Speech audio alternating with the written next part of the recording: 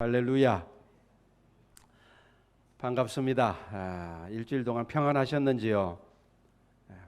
홍수 비가 너무너무 많이 왔는데 그래도 여러분들 건강한 모습으로 이렇게 뵈니까 참 감사합니다. 자, 오늘은 그날에 부를 노래라는 제목으로 하나님의 말씀을 함께 나누도록 하겠습니다. 최근에 제가 듣고 은혜 받은 찬양이 하나 있습니다. 연세 있으신 분 앞에서 죄송하지만 제가 나이가 들면서 점점 이 감정이 메말라져 가요. 저만 그런 거 아니죠, 그죠? 감정이 메말라져 가고 뭘 봐도 시큰둥하고 뭘 들어도 별로 감흥이 없어요. 근데 이 찬양을 들으면서 오래간만에 이게 설레임을 제가 느꼈습니다. 가슴이 뜨거워지고 눈물이 나는 거예요. 몇 번을 반복해서 들은지 모릅니다. 그래서 저만 은혜 받을 수 없다. 그래서 이거를 영상을 준비했습니다. 한 7분 좀 깁니다. 그냥 찬양도 은혜가 되죠, 그죠? 아는 분들은 같이 부르셔도 되고 한번 이 찬양을 듣고 오늘 노래에 대한 설교가 노래에 대한 이야기니까 이 찬양을 함께 듣고 설교를 들으면 좋을 것 같습니다. 뒤에 불 좀 꺼주시고 찬양 틀어주세요.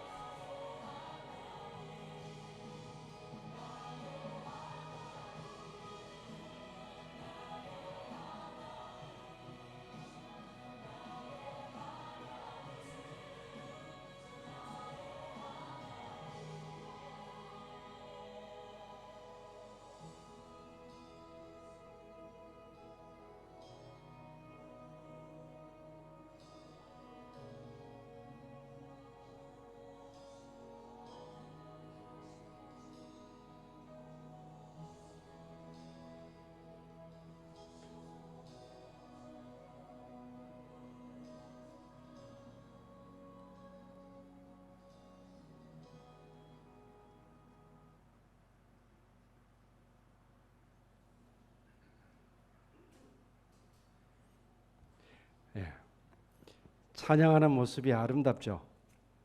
네. 저런 찬양하는 무리 속에 그냥 어울려서 같이 찬양하면 참 좋겠다. 그런 생각을 해봅니다. 여러분, 찬양은 구원받은 하나님의 백성들의 특권입니다. 그래서 저도 그렇고 여러분들도 그렇고 하나님을 노래하는 인생 될 수 있기를 축복합니다. 오늘 본문 1절을 보시면은 그날의 유다 땅에서 이 노래를 부르리라 그렇게 말씀하죠.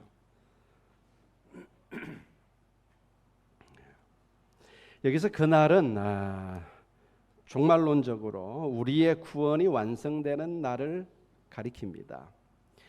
왜 그렇게 해석하는가 하니 이사야 24장에서 27장까지, 그러니까 우리가 이번 지난주에 묵상했던 본문입니다. 24장부터 27장까지를 소위 이사야의 소묵시록 또는 이사야의 계시록이라 불립니다. 그래서 그 안에 요한계시록과 비슷한 어떤 종말론적인 어떤 하나님의 구원과 심판을 다루고 있습니다. 그렇기 때문에 그 어떤 이렇게 흐름 속에서 있는 오늘 말씀이기 때문에 여기서 말하는 그날은 종말론적으로 해석하는 것이 맞습니다. 그러나 한편으로 이 말을 우리 개개인에게 적용을 한다면은 우리가 각자 구원받은 날을 가리키기도 합니다.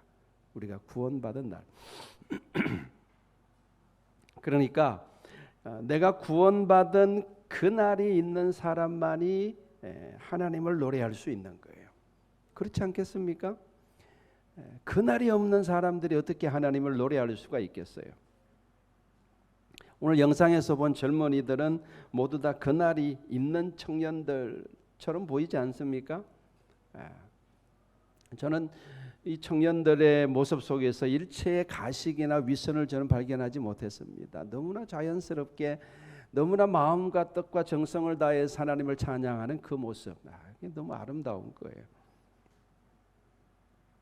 하나님의 구원을 노래하고 하나님의 아름다우심을 노래하고 하나님의 거룩하심을 노래할 수 있는 것은 구원받은 자들의 특권입니다. 노래는 두 가지 측면에서 생각할 수가 있어요. 첫째는 우리의 삶으로 부르는 노래가 있습니다. 그러니까 내 삶 자체가 하나님을 찬양하고 하나님을 높이는 삶이 되게 하는 거예요. 그리스도인이라고 교회에 나오는 교인이라고 해서 다 하나님을 찬양하는 삶을 사는 것은 아니겠죠. 삶 자체가 하나님을 찬양하게 하는 겁니다. 그 대표적인 예를 들려면은 다니엘의 삶을 들 수가 있어요. 다니엘의 삶 속에서는 하나님의 진한 향기가 이렇게 납니다. 여러분들도 아시다시피 다니엘은 죽기를 각오하고 믿음을 지킨 사람이에요. 다시 말해서 목숨을 내어놓고 하나님을 향한 믿음을 지켰어요. 그것이 하나님을 영화롭게 하는 거예요. 여러분, 우리의 무엇이 하나님을 영화롭게 하고 우리의 무엇이 하나님을 영광스럽게 하겠습니까? 우리의 재능이, 우리의 부요함이 물론 그럴 수도 있겠죠. 그러나 하나님이 우리를 통해서 영광 받으시는 것은요, 우리의 믿음입니다. 다니엘은 자기 목숨보다도 하나님을 더 존귀하게 여기고 하나님을 위해서 자기의 목숨을 내걸었던 사람이죠. 하나님이 그 삶을 통해서 영광 받으시는 거예요. 그러니까 그의 삶은 하나님이 받으실 만한 산제사가 되고 하나님이 받으실 만한 찬양이 되는 거예요. 이렇게 삶으로 드리는 찬양이 있습니다. 이게 굉장히 중요하죠. 저는 우리 말씀 사랑교회 모든 성도들의 삶 또한 그렇게 하나님을 찬양하는 삶이 될 수 있기를 축복합니다. 두 번째는 우리 입술로 부르는 찬양이 있어요. 이것도 굉장히 중요합니다. 소위 삶의 진실을 추구하는 사람들일수록 입술로 부르는 찬양을 평가절하하는 경향이 있어요. 말로만 입술로만 찬양하면 뭐하냐 이런 말을 흔히 듣지 않습니까? 그래서 입술로 찬양하는 이 일, 노래 부르는 일을 굉장히 하찮게 여기는 분들도 있는데 이 굉장히 잘못된 생각입니다. 하나님은 우리의 입술을 통해서 찬양받기를 원하세요. 이거는 분명한 사실입니다. 예. 우리의 찬양의 제사를 하나님이 기쁘게 받으십니다. 그래서 우리가 대충 찬양하는 것이 아니라 아름다운 하모니를 이루어서 찬양하는 거 하나님이 굉장히 기뻐하십니다. 그리고 항상 우리가 새 노래로 하나님을 찬양하는 거 그것도 하나님이 기뻐하세요. 예. 요즘 명성교회가 욕을 많이 얻어먹고 있는데 그렇다고 해서 우리는 지금까지 명성교회가 지나온 모든 지난 날들을 비난해서는 안 됩니다. 분명히 그 지금까지 수십 년 동안 명성교회가 걸어온 길 가운데 하나님의 은혜가 있었고 하나님의 축복이 있었고 하나님의 역사가 있었습니다. 이걸 우리는 부인할 수 없습니다. 지금 이 순간의 어떤 잘못으로 인해 가지고 그의 모든 또 김성환 목사님과 또 그 교회의 모든 것이 부정당하는 것은 부당합니다. 여러분 명성교회는 여러분 다 아시다시피 우리 교회에서 우리나라에서 가장 큰 교회들 중에 하나입니다. 어떻게 그렇게 큰 교회가 될 수 있었을까? 이게 이제 우리가 흔히 갖는 궁금증이죠. 흔히 두 가지를 이야기합니다. 첫째는 김성환 목사님의 탁월한 설교. 아무리 무식한 사람이라도 듣고 은혜 받을 수 있도록 너무너무 쉽고 재미있게 설교를 하세요. 그것이 크게 기여했을 것이다 보고, 두 번째는 명성교회는 뭐로 유명해요? 새벽기도회로 유명해요. 그 두 가지가 교회가 이렇게 크게 이렇게 성장하는데 이렇게 견인차 역할을 했을 것이다 봅니다. 그런데 저보고 하나를 더 들라면은 저는 명성교회 성가대를 들고 싶어요. 여러분 명성교회 성가대가 찬양하는 거 다 들어보셨죠? 한 번 찬양하면 한 성가대 갔을 때 500명 이상 있습니다. 어마어마하게 많은 사람들이 성가대에 서서 하나님을 찬양하는데 굉장히 웅장해요. 전 세계 어느 교회를 가봐도 이만큼 큰 성가대는 아마 찾아보기 어려울 겁니다. 이거 뭘 이야기합니까? 이거는 담임 목사의 목회적인 의지가 반영된 거죠. 그러니까 김상환 목사님이 얼마나 하나님을 찬양하기를 간절히 원하는지를 보여주는 거죠. 저는 하나님이 그 마음을 받으셨다고 저는 보는 거예요. 저는 하나님이 그 마음, 정말 하나님을 간절하게 찬양하기를 원하는 그 목사님의 마음, 그리고 성도들의 그 마음을 하나님이 받으셨다고 저는 봅니다. 거기에 대해서 하나님이 은혜를 베푸셨다고 저는 믿습니다. 우리가 정말 하나님을 찬양하기를 기뻐하면 하나님은 우리의 마음의 소원을 들어주십니다. 그러니까 우리의 소원을 이루기 위해서 찬양하는 것이 아니라 우리는 단순히 어린아이 같은 마음으로 진심으로 하나님을 사랑하고 하나님을 찬양하면은 하나님은 우리의 삶에 풍성한 은혜로 응답해 주실 줄로 믿습니다. 여기 모인 우리 모두는 다 그날이 있어요. 그날이 있는 줄로 믿습니다. 구원받은 그날. 구원받은 그날이 있는 분들은 하나님을 노래하시기 바랍니다. 하나님을 찬양하는 인생 되기를 주의 이름으로 축원합니다. 자, 오늘 본문에서는 우리가 하나님을 찬양하는 내용 세 가지를 발견하게 됩니다. 이 세 가지 모두 다 여러분의 삶 속에 풍성하기를 축복합니다. 첫 번째, 이사야는 하나님께서 구원의 문을 여셨음을 찬양하고 있어요. 하나님께서 구원의 문을 여신 것을 찬양합니다. 2절을 보시기 바랍니다. 2절에 같이 읽겠습니다. 2절 시작. 너희는 문들을 열고 시너를 지키는 의로운 나라가 들어오게 할지어다.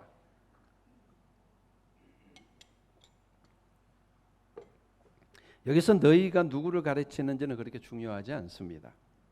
중요한 것은 하나님께서 견고한 구원의 문을 열어주신다는 것이 중요한 거예요.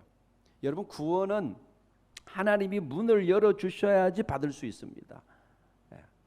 이것이 성경에서 말씀하는 구원입니다. 구원은 받고 싶다고 해서 받을 수 있는 것이 아니고 우리가 노력한다고 받을 수 있는 것이 아니고 하나님이 구원의 문을 열어주실 때에 그 구원의 문 속에 들어감으로 우리가 구원을 받게 되는 거죠.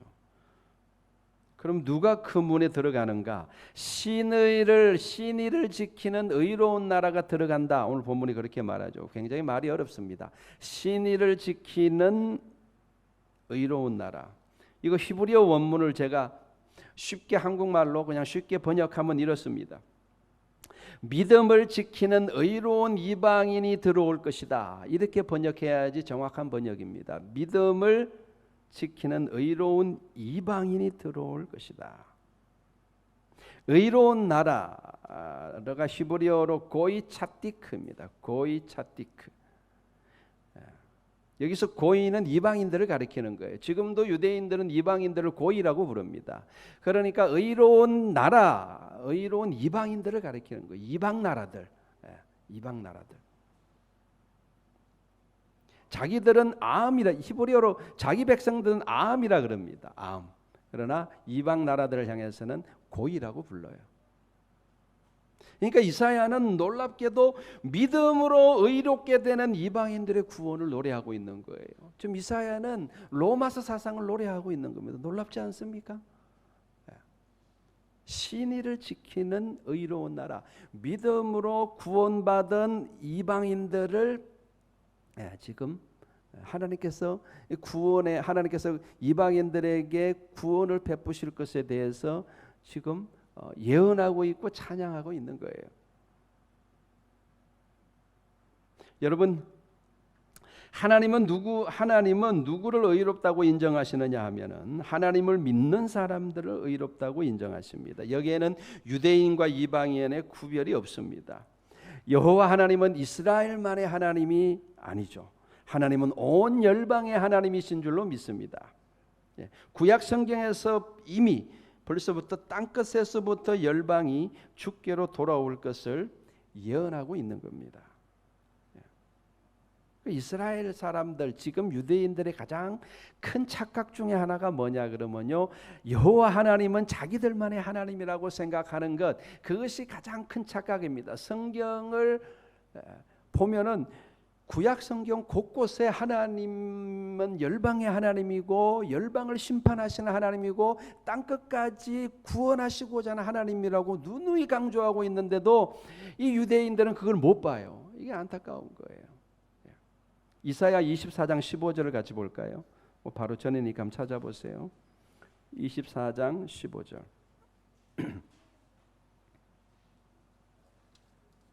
제가 읽겠습니다. 그러므로 너희가 동방에서 여호와를 영화롭게 하며 바다 모든 섬에서 이스라엘의 하나님 여호와의 이름을 영화롭게 할 것이라. 땅끝에서부터 노래하는 소리가 우리에게 들리기를 의로우신 이에게 영광을 돌리세 하도다. 여러분, 여기서 동방은요, 이스라엘을 중심으로 동쪽 방향이에요. 그러니까 이방인의 땅이에요. 근데 이방인의 땅에서 이방인들이 여호와 하나님을 찬양한다, 있을 수 없는 일인데 지금 그걸 예언하고 있는 거예요. 이방인들의 구원을 내다보면서 예언하고 있는 겁니다. 바다의 모든 섬도 마찬가지죠. 이것은 이스라엘의 영지가 땅이 아닙니다. 이거는 이방인들의 영역이에요. 그리고 땅끝에서부터 노래하는 소리가 들린다는 말씀도 이건 무슨 말입니까? 땅끝에서부터 구원받은 이방인들이 하나님을 찬양하는 소리를 이사야는 환상을 통해서 듣고 있는 거예요. 놀라운 이야기죠. 이건 기적입니다. 그렇게 지금으로부터 약 2600년 전에 이사야가 예언했던 말씀이 오늘 여기 모인 저와 여러분들을 통해서 이루어진 것입니다. 아멘. 놀랍지 않습니까? 여러분, 이건 기적이에요. 기적입니다. 우리 이방인들이 이스라엘의 하나님을 나의 하나님으로 믿는다는 것은요, 기적 중에 기적입니다. 구원은 내가 노력해서 얻는 것이 아닙니다. 하나님께서 나에게 기적을 베풀어 주셨기 때문에 내가 믿을 수 있는 거예요. 내가 지금 예수를 믿는다, 내가 지금 여호와 하나님을 나의 하나님을 믿는다, 이거 기적입니다. 어떻게 그런 일이 일어날 수가 있죠? 여기 계신 분들 가운데는 아직 구원의 문이 열리지 않는 분들도 있을 수 있습니다. 믿어지지가 않는 거예요. 안 믿어지는데 이건 장사가 없는 거예요. 아무리 믿으려고 해도 안 믿어져요. 어떻게 2000년 전에 죽은 예수가 나를 구원할 수 있단 말인가? 도무지 이해할 수도 없고 믿어지지도 않는 겁니다. 그것은 왜 그렇습니까? 아직 구원의 문이 열리지 않았기 때문에 그렇습니다. 그러나 우리가 계속해서 중보 기도하면은 구원의 문이 열릴 줄로 믿습니다. 중보 기도를 멈추지 마시기를 바랍니다. 여러분 무엇보다 나에게 구원의 문을 열어주심을 감사하시기 바랍니다. 여호와 하나님을 나의 하나님으로 믿을 수 있음을 감사하시기 바랍니다. 우리의 삶 속에 기적이 일어난 거예요. 그 하나님을 찬양하시기 바랍니다. 두 번째로 이사야는 하나님께서 우리에게 평강하고 평강하도록 지켜주심을 찬양합니다. 오늘 본문 3절을 보시기 바랍니다. 주께서 심지가 견고한 자를 평강하고 평강하도록 지키시리니 이는 그가 주를 신뢰함이니이다. 이렇게 말씀합니다. 여러분 구원 다음으로 중요한 게 평강이에요. 그렇지 않습니까? 우리가 받은 이 구원을 빼앗아 가려고 마귀가 얼마나 요동치고 얼마나 우리를 미혹하고 얼마나 우리를 힘들게 합니까? 근데 그 모든 기나긴 참으로 힘든 삶의 여정 가운데에서 끝까지 우리가 믿음을 지키기 위해서는요, 평강이 필요합니다. 하나님이 주시는 평강이 있어야 돼요. 그래야 내 마음을 지킬 수 있고 믿음을 지킬 수 있고 내가 받은 이 보석 같은 구원을 지킬 수가 있는 겁니다. 그래서 이 평강이 너무너무 중요한 거예요. 그런데 이 평강은 하나님이 우리에게 주시는 겁니다. 예수님이 말씀하셨죠. 요한복음 14장 27절입니다. 평안을 너희에게 끼치노니 곧 나의 평안을 너희에게 주노라. 내가 너희에게 주는 것은 세상이 주는 것과 같지 아니하니라. 너희는 마음에 근심하지도 말고 두려워하지도 말라. 이 험한 이렇게 파도가 이는 이 험한 바다 같은 폭풍이 이는 바다 같은 이 세상 속에서 우리가 어떻게 근심하지도 않고 두려워하지도 않고 살 수 있습니까? 주님이 주시는 평안을 받아야 되는 줄로 믿습니다. 그러면 그렇게 살 수 있는 거예요. 주님이 주시는 평안이 있어야 우리는 끝까지 믿음을 지킬 수 있습니다. 그러니까 오늘 본문에는 심지가 견고한 자에게 평강을 주신다고 말씀하시는데 사실은 반대도 가능합니다. 그러니까 우리가 심지가 견고해야지 주님이 우리에게 평강을 주시기도 하지만 주께서 우리에게 평강을 주셔서 우리의 심지가 견고하게 하시기도 해요. 경험상 그렇습니다. 저는 하나님께서 우리에게 그렇게 까다로운 조건을 요구하시는 분이 아니라고 봅니다. 제가 믿는 하나님은 좋으신 하나님이시거든요. 그러니까 너 마음을 단단히 견고하게 해, 심지가 견고하게 돼야 돼. 그래야 내가 너에게 평안을 줄 거야. 이런 의미는 아니라고 저는 봅니다. 히브리어 원문을 봐도 그런 의미는 아닌 것 같고. 여러분 베드로를 보세요. 베드로가 처음부터 심지가 견고한 사람이 아니었습니다. 그죠? 그는 굉장히 흥분도 잘하고 변덕이 심한 사람이었습니다. 그리고 마음이 굉장히 약한 사람이었어요. 그런 그가 어떻게 심지가 견고한 사람이 되었느냐? 주께서 그에게 평강을 주셨기 때문에 가능한 일이었습니다. 그는 성령을 받음으로 흔들리지 않는 평강을 받았습니다. 그 성령의 능력을 힘입어서 그 평강이 그를 이렇게 주장하여서 그는 그 힘으로 죽을 때까지 믿음이 흔들리지 않고 사명을 감당할 수 있었던 것입니다. 그러니까 베드로의 심지가 견고하여서 하나님이 평강을 주신 것이 아니라 하나님이 평강을 주시니까 그의 심지가 견고해진 것이죠. 반대도 가능하다는 이야기입니다. 제가 제 자신을 봐도 그래요. 저는 그렇게 마음이 강한 사람이 아닙니다. 마음이 굉장히 약한 사람입니다. 겉으로는 강해 보일지 모르겠지만 사실은 굉장히 마음이 약합니다. 그러면 저는 마음이 심지가 견고한 사람이 아니니까 하나님이 나에게 평강을 주시지 않으셨느냐? 제 경험으로 봤을 때 그렇지 않습니다. 하나님은 저에게 평강을 주셨고 그 평강 가운데 저는 인생의 여러 어려움들을 견뎌낼 수 있었습니다. 그러면서 점점 심지가 견고한 사람이 되어 간 것이죠. 여러분에게도 그런 은혜가 있기를 축복합니다. 우리 교회 권사님들을 보면 얼마나 심지가 견고한지 모릅니다.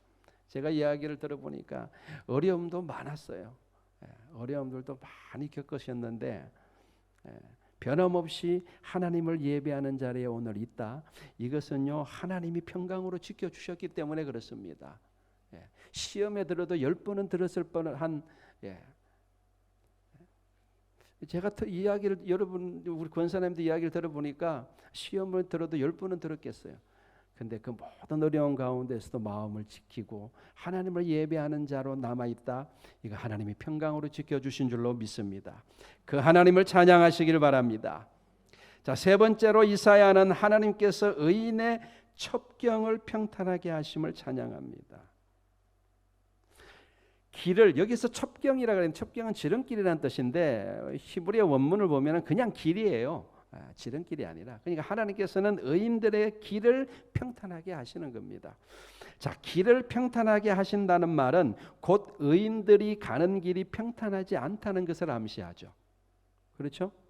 아니, 평탄한 길을 뭐 하려고 평탄하게 만들겠습니까? 평탄하지 않으니까, 의인들이 걸어가는 길들이 평탄하지 않으니까 하나님이 역사하셔서 평탄하게 만들어 주시는 것이죠. 여러분, 성경에 나오는 위대한 믿음의 사람들의 삶을 보아도 평탄한 사람이 거의 없습니다. 요셉의 삶이 얼마나 험난했는지 우리는 알죠. 야곱의 삶도 그렇고, 모세, 여호수아, 다윗, 다니엘, 어느 누구 할 것 없이 그냥 평안하게 왔다가 평안하게 살다가 평안하게 간 사람 아무도 없어요. 그죠? 아무도 없습니다.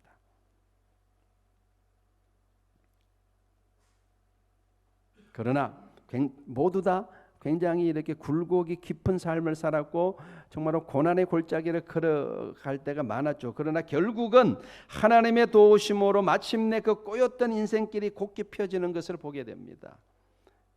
그것이 의인이 걸어가는 길인 줄로 믿습니다. 여러분, 의인들은요 정직하게 살 것을 주문받습니다. 왜냐하면 하나님이 정직하신 분이기 때문에. 여기서 말하는 의인들이라는 것은 하나님을 믿는 사람들을 가리키는 거예요. 의인들은요 정직하게 살아야 돼요. 이것은 하나님의 명령이고 하나님의 주문입니다. 우리는 하나님의 성품을 닮은 사람들로 살아가야 되는 겁니다. 그래서 신의 성품에 참여할지어다 이렇게 말하죠. 우리 의인들은 하나님의 성품을 닮아가야 되고 하나님의 성품을 따라 살아가야 됩니다. 그런데 그 대가는 혹독합니다. 정직하게 살아가는 대가는 굉장히 혹독할 수 있습니다. 우리가 하나님 앞에서 사람 앞에서 정직하게 살려고 하면 할수록 손해볼 수 있습니다. 그런 일이 일어날 수 있어요. 안 일어났으면 좋겠는데 그런 일이 많이 일어납니다. 그리고 삶이 고단할 수 있습니다. 그러나 여러분들 흔들리지 마시고 정직함으로 의인의 길을 걸어가실 수 있기를 바랍니다. 하나님께서 의인의 길을 평탄케 하신다는 사실을 믿으시길 바랍니다. 우리는 하나님을 믿고 가는 거예요. 하나님을 믿고 하나님을 닮아서 정직함으로 끝까지 걸어갈 때 그 과정이 고단할지는 몰라도 그러나 우리가 확실히 믿는 것 한 가지는 뭡니까? 하나님께서 마침내 우리의 길을 평탄케 하신다는 겁니다. 그 하나님을 찬양하고 있는 거예요. 하나님께서 여러분의 길을 평탄하게 하실 줄로 믿습니다. 마침내 승리하게 하실 줄로 믿습니다. 우리는 이 말씀이 진실이라는 것을 우리의 삶으로 입증해내야 됩니다. 정직하게 사는 자들의 의인의 길을 하나님께서 평탄케 하신다는 것이 이것이 그냥 이렇게 글에 적혀있는 책에 적혀있는 말뿐이 아니라 이것이 사실이라는 것을 우리는 우리의 삶을 통해서 입증할 책임이 있습니다. 그리고 마침내 나는 나의 갈 길을 다 달려가고 마침내 나의 삶을 평탄케 하신 하나님을 찬양할 수 있기를 주님의 이름으로 축원합니다. 마지막으로 다시 한번 여러분들을 주님의 이름으로 축복합니다. 하나님을 노래하는 인생 되시기를 바랍니다. 하나님의 아름다우심을 노래하는 삶이 될 수 있기를 바랍니다. 하나님의 영화로우심을 노래하는 삶이 되시기를 바랍니다. 그리고 나를 구원해 주신 그 하나님을 찬송하고 나에게 평강을 더하여 주시는 하나님을 찬송하고 그리고 나의 가는 길을 평탄케 하실 하나님을 찬송하는 그런 저와 여러분 되시기를 주의 이름으로 축원합니다. 거룩하신 우리 아버지